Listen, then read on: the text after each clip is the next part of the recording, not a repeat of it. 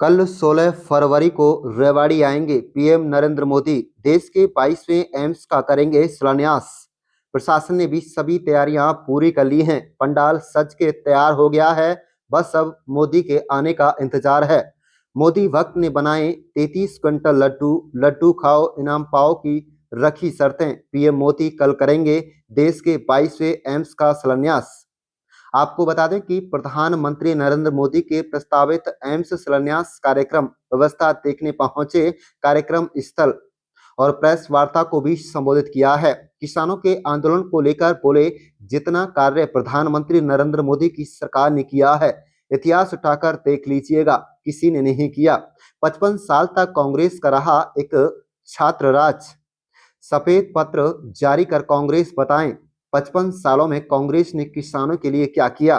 पंजाब में आम आदमी पार्टी की सरकार झूठ के ऊपर आई। पंजाब सरकार भी करे श्वेत पत्र जारी कि 2.5 साल के कार्यकाल में उन्होंने क्या काम किया।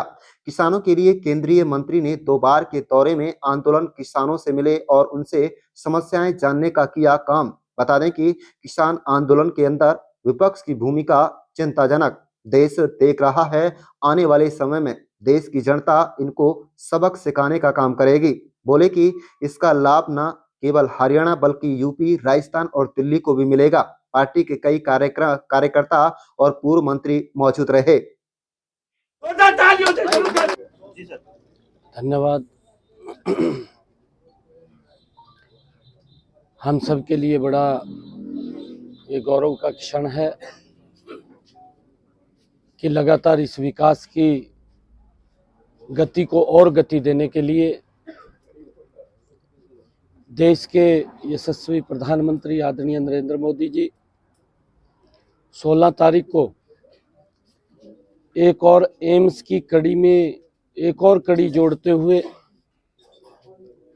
हरियाणा के अंदर उसकी आधारशिला रखने के लिए यहाँ पधार रहे हैं।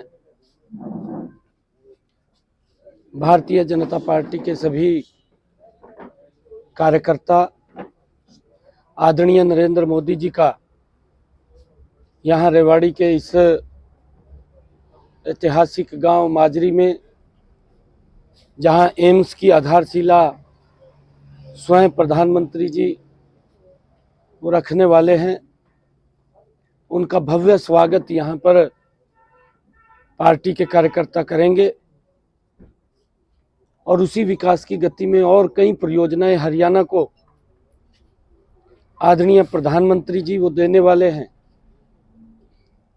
सभी कार्यकर्ता उनके स्वागत में जो हमारे लगे हुए हैं और हमारे यहाँ के सांसद केंद्रीय मंत्री आदरणीय राव इंद्रजीत जी, उनकी अध्यक्षता में ये कार्यक्रम यहाँ पर हो रहा है और उसके साथ सभी कार्यकर्ता मजबूती से आदरणीय प्रधानमंत्री जी, क्योंकि लंबे समय के बाद जो एम्स की आधारशिला यहाँ रखेंगे और इसका लाभ हरियाणा ही नहीं, इसका लाभ राजस्थान के लोगों को भी मिलेगा, इसका लाभ उत्तर प्रदेश के लोगों को भी मिलेगा और इसका लाभ दिल्ली के लोगों को भी मिलने वाला है। हरियाणा को तो इसका लाभ मिलेगा ही, क्योंकि आधुनिक सुविधाओं से सुसज्जित लोगों को इलाज के लिए ये एम्स, इसकी आधारशिला आदरणीय प्रधानमंत्री जी यहाँ रख रहे हैं और 16 तारीख को आएंगे। हमारे पार्टी के सभी कार्यकर्ता आदरणीय प्रधानमंत्री जी का अहम यहाँ के जन भागीदारी को साथ लेकर के भव्य स्वागत आदरणीय प्रधानमंत्री जी का करेंगे। और आज यही मैं यहाँ पर देखने के लिए आया था कि यहाँ की व्यवस्था की जोरदार स्वागत आदरणीय प्रधानमंत्री जी का हम करेंगे। नायब साहब, डबल इंजन की सरकार बता रहे हो, 2014 से 2024 में हम पहुंचे हैं। 2 बड़ी परियोजनाएं, एक तो एम्स मिल रहा है, खुशी की बात है, एप्रिशिएट करते हैं। दूसरा मेट्रो विस्तार गुरुग्राम का, और भी कई परियोजनाएं मिल रही है। डबल इंजन की सरकार इतनी धीमी गति से क्यों चली, सभी सवाल पूछ रहे हैं। आपका क्या कहना है, कैसे जस्टिफाई करेगी भारतीय? नहीं, देखिए, इसके अंदर आपने जो बात कही है, टेक्निकल प्रॉब्लम थी, और टेक्निकल उसके अंदर क्योंकि इन्वायरमेंट की जो एनओसी थी वो नहीं मिल रही थी, और उसको जल्दी उसकी गति बढ़ा करके उस एनओसी को ले लिया गया। आदरणीय प्रधानमंत्री जी अब उसका यहाँ पर शिलान्यास करने के लिए आ रहे हैं। चुनाव प्रचार का आगाज है 16 फरवरी से हरियाणा में। नहीं, देखिए, ऐसा नहीं, आगाज तो हो चुका है। अगर आप लोग देखेंगे, हरियाणा के अंदर 10 के 10 लोकसभा के कार्यालय वो खुल चुके हैं। वो पिछले महीने ही वो 10 के 10 कार्यालय वो खोल दिए गए थे, और आज तो इस विकास की गति को और आगे बढ़ाने के लिए नरेंद्र मोदी जी के नेतृत्व में ये भारत, ये मजबूत भारत बने, ये सशक्त भारत बन रहा है, ये नरेंद्र मोदी जी के नेतृत्व में बन रहा है। और अगर हम देखें पूर्व की सरकारों का जो ढुलमुल रवैया था, अगर कहीं समस्या खड़ी होती थी कांग्रेस के समय के अंदर, उसको समस्या को समस्या बना करके, उलझा करके लोगों से वोट लेने का काम ये कांग्रेस के लोग करते थे, ये घमंडिया गठबंधन के लोग करते थे। परंतु नरेंद्र मोदी की सरकार समस्या का समाधान करते हुए देश को विकास की एक नई दिशा देने का काम कर रही है, जिससे आम लोगों को वो लाभ मिले, आम लोगों के जीवन को सरल किया जाए। कुछ और आप बता रहे थे तोहफे देके जाएंगे प्रधानमंत्री नरेंद्र मोदी जी, तो किस तरह के तोहफे रहेंगे, क्या क्या परियोजनाएं और मिलेंगी? नहीं, देखिए, वो आपके सामने वो आ जाएगा। अभी जब आदरणीय प्रधानमंत्री जी कहेंगे तो सारा आपके सामने आएगा। ये और लगातार ज्वाइनिंग चल रही है, कोई पार्टी बाहर छोड़ोगे, कांग्रेस के पास किसी के पास छोड़ोगे कि सारे कोई भाजपा ही बनाओगे? अभी और ज्वाइनिंग होनी है? बिल्कुल, ये ज्वाइनिंग का सिलसिला जारी है। बहुत सारे लोग नरेंद्र मोदी जी की नीतियों को फॉलो करके, मनोहर लाल जी की नीतियों को फॉलो करके आज भारतीय जनता पार्टी को ज्वाइन कर रहे हैं। ये ईमानदार सरकार है, ईमानदारी से लोगों के हित के लिए काम कर रही है, ईमानदारी से लोगों तक योजना का लाभ पहुंचा रही है। और मैंने देखा है कि पहले तो कांग्रेस के समय में गरीब व्यक्ति वोट दे देता था, कांग्रेस नारा देती थी गरीबी हटाएंगे, और वोट दे करके वो ठगा महसूस करता था, सरकार दिखाई नहीं देती थी।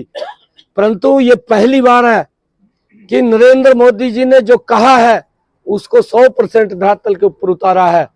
उसने कहा कि मेरी सरकार ये गरीब को समर्पित सरकार होगी, ऐसी ऐसी योजनाएं बनी हैं जिसका डायरेक्ट लाभ गरीब तक पहुंच रहा है, चाहे प्रधानमंत्री आवास योजना है, चाहे आयुष्मान कार्ड है, चाहे जनधन खाते हैं, और चाहे उनको 80 करोड़ लोगों तक राशन पहुंचाने की बात है, चाहे 220 करोड़ डोज कोरोना के वैश्विक संकट के अंदर फ्री में लगाने की बात है। ये सारे के सारे अगर जितने कार्य, एक कार्य नहीं है, ये बहुत सारे कार्य हैं। और मैंने ये भी देखा है कि कांग्रेस के समय में गरीब व्यक्ति से वोट लेकर के गरीब व्यक्ति सरकार को ढूंढता था, नरेंद्र मोदी जी के समय में वोट लेकर के सरकार गरीब व्यक्ति को गांव-गांव के अंदर ढूंढ करके सरकार की योजना के साथ जोड़ने का काम कर रही है। ये पहली बार मैंने देखा है। कुछ बड़े चेहरे भी आ सकते हैं, जैसे महाराष्ट्र में आपने किया कि पूर्व मुख्यमंत्री भी आ रहे हैं, यहाँ हरियाणा में भी कोई पूर्व मुख्यमंत्री? देखिए, भारतीय जनता पार्टी के अंदर ऐसे सब लोग चाहवान हैं कि वो आ जाएं, और समय समय के ऊपर उनकी एंट्री भी है, क्योंकि भारतीय जनता पार्टी एक राष्ट्र विचार को लेकर के काम करने वाली पार्टी है। इसके अंदर क्योंकि सबसे पहले राष्ट्र है, और राष्ट्र के बाद व्यक्ति आता है, और हम राष्ट्र की मजबूती के लिए, राष्ट्र को आगे बढ़ाने के लिए जो लोग भी यहाँ आकर के सेवा करना चाहते हैं, उन सब के लिए दरवाजे खुले हैं। परंतु भारतीय जनता पार्टी वो मजबूती से इस देश को नरेंद्र मोदी जी के नेतृत्व में आगे बढ़ाने का, और मनोहर लाल जी के नेतृत्व में प्रदेश को आगे बढ़ाने का काम कर रही है। मैं ये भी देखता हूँ कि ये रेवाड़ी के अंदर मैं बैठा हूँ, यहाँ पर भी लंबे समय के बाद अंतिम टेल के ऊपर पानी पहुंचाने का काम भी मनोहर लाल जी की सरकार ने किया है। मनोहर लाल जी की सरकार ने 14 अन्य फसलें भी एमएसपी पर खरीदने का काम वो मनोहर लाल जी की सरकार ने किया है। और सब्जी का हमारा जो किसान है उसको भावांतर भरपाई देने का काम भी मनोहर लाल जी की सरकार ने किया है। और यहाँ पर अगर हम देखें, आदरणीय प्रधानमंत्री जी ने आयुष्मान कार्ड दिया, उसको विस्तार रूप दे करके उसमें चिर आयु कार्ड जोड़ करके कि कोई व्यक्ति छूटे नहीं, उस तक सरकार की योजना पहुंचनी चाहिए। ये काम भी मनोहर लाल जी की सरकार ने किया। इशू अभी किसान आंदोलन कर रहे हैं, एमएसपी की आप बात करने दिया है, एमएसपी की गारंटी किसान मांग रहे हैं, आंदोलनरत है, सड़कों पर है, सवाल भी आप देख रहे हैं लगातार कर रहे हैं। देखिए, उसको लेकर के दृष्टिकोण है हरियाणा में आपकी पार्टी का?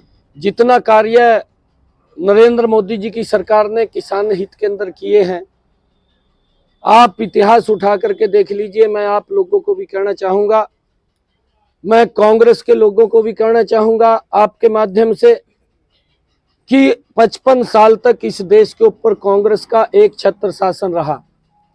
वो श्वेत पत्र जारी करके बताएं देश को कि हमने 55 सालों के अंदर किसान की मजबूती के लिए ये काम किए हैं। उसके बाद पंजाब के अंदर कांग्रेस की सरकार, आम आदमी की सरकार आई, जो झूठ के ऊपर वो सरकार आई है और लोगों को झूठ बोल करके बरगलाने का काम कर रही है।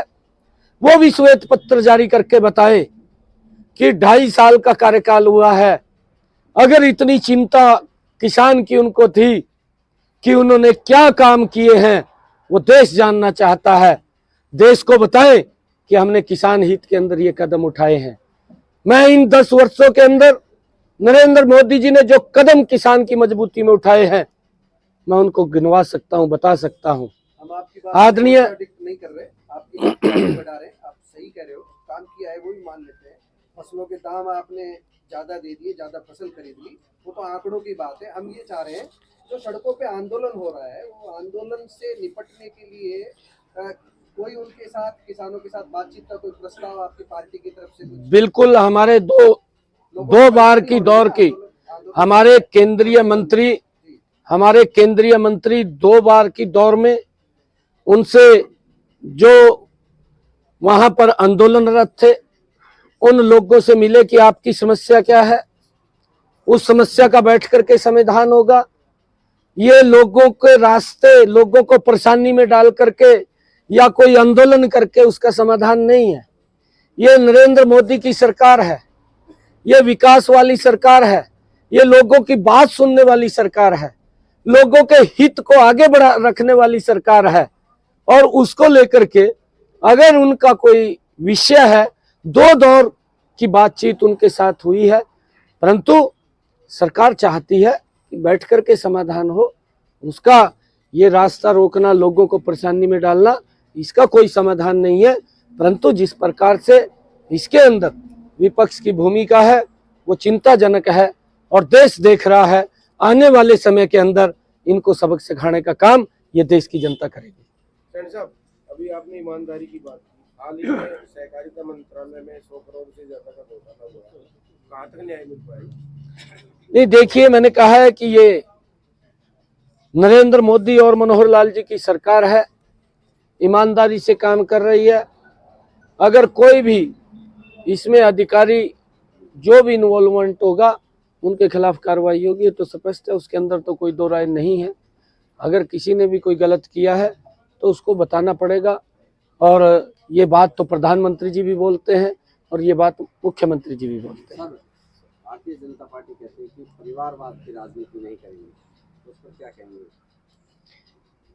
देखिए, परिवारवाद की जो परिभाषा है वो आदरणीय प्रधानमंत्री जी ने लोकसभा के अंदर बखूबी बताई है। जब विपक्ष के लोग इसके